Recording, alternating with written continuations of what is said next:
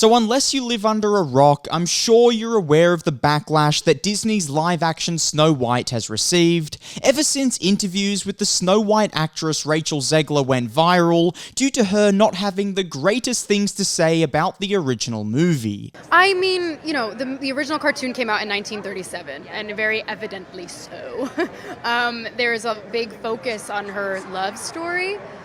With a guy who literally stalks her. Yeah. Weird. Which of course led to an angry reaction, because people were saying the only reason you're getting paid a bucket load of money to be in Snow White is because of the success of the original film. So maybe it's not the smartest move to talk negatively about the very thing that's making you millions of dollars. And so, due to the negative reaction, Disney chose to delay the project for a little while, and hopefully when the backlash quieted down, they would be able to release it and not suffer major consequences. However, there was only so long they could wait until they had to restart their promotion, and well guys, that day has finally come. Because a few days ago, Disney chose to release the trailer, and as for the reception of it, well, I think the statistics speak for themselves. And what's perhaps the worst thing about the statistics for this trailer is that it's actually the most disliked and hated Disney live-action trailer in history. Because while something like The Little Mermaid did receive more dislikes in total, it also had 5 times the views, plus it still had 1 million likes, which sets the ratio at 1 like for every 3 dislikes, whereas Snow White only has 68,000 likes and 666,000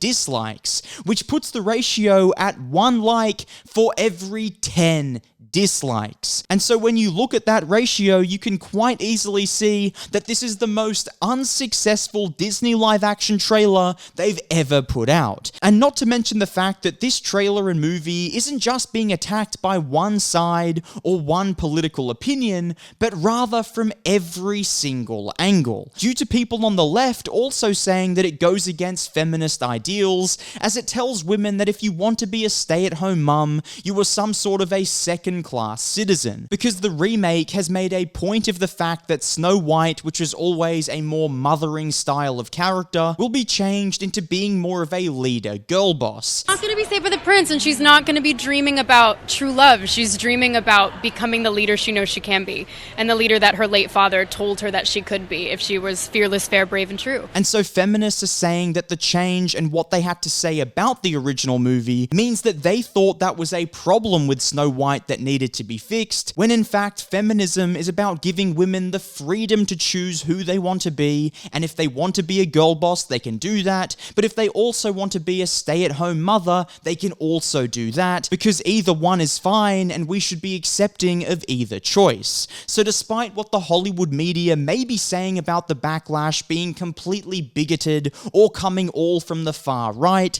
it's just simply not true, and the like to dislike ratio proves that, because almost everyone hates this movie. And we haven't even got to the worst part of all of this yet, which is the simple fact that the trailer just stunk. I mean, the CGI dwarves look utterly horrendous, and for a movie that is reportedly costing over $300 million to make, the CGI just has to be better. Or better yet, seeing as it's live action, why even do CGI at all? I mean, look at things like Lord of the Rings, which took actors and through the use of camera angles were able to create the illusion of height difference. Or what I would have suggested was cast some actors with dwarfism, because I'm sure they sadly and wrongly struggle to be cast in many movies, so why not give them an amazing opportunity to be paid extremely well and star in Snow White? Because it does seem like almost every decision that was being made around this movie has come back to bite Disney and just doesn't appear to be the smartest choice. And weirdly enough, I'd also argue that another dumb decision was to delay the movie as well, because while the backlash was monumental last year, I have a feeling that all of the negative talk would have resulted in so many people wondering just how bad this movie would be, so perhaps it would have actually done a little bit better at the box office than it would now, just due to so many people wanting to hate watch the movie, or perhaps just being curious. Whereas now in 2024, I think a lot of people are just like, oh yeah, that movie, well it sounds dumb, so I won't even bother watching it. So while it would have probably lost Disney $200 million at the box office last year, I wouldn't be surprised if it loses them closer to $300 million this year. Plus it's just coming out at a terrible time, as Disney are on a small winning streak at the moment from Planet of the Apes and Deadpool, but now they're going to be back in headlines for all the wrong reasons, and this really does set Disney back about 6 months to the time that we were all discussing how bad The Marvels was and how Disney needed to make drastic changes. And it seemed like they were slowly making those changes, were slowly getting on the right path,